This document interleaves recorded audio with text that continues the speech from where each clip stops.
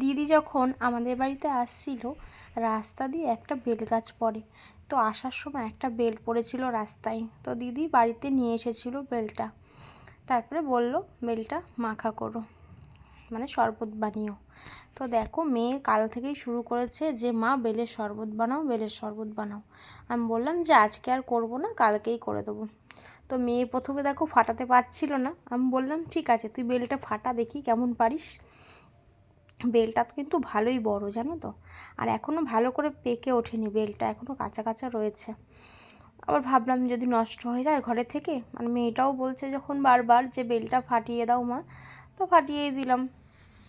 প্রথমে ঘরে ফাটাচ্ছিলাম, পারলাম না, দিয়ে তারপরে বাইরে সিঁড়িতে গিয়ে ফাটিয়ে আসলাম বেলটাকে। তো ফাটানোর পরে বেলটাকে চামচ দিয়ে ভালো করে ভেতরের সব কিছু তুলে নিচ্ছি, মানে বেলের যে শাঁসটা সেটাকে ভালো করে তুলে নেব।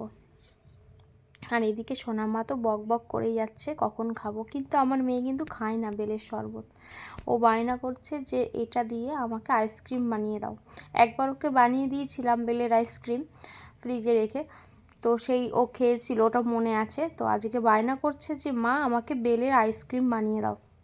আমি বললাম আগে আমি শরবতটা বানিয়ে নিই।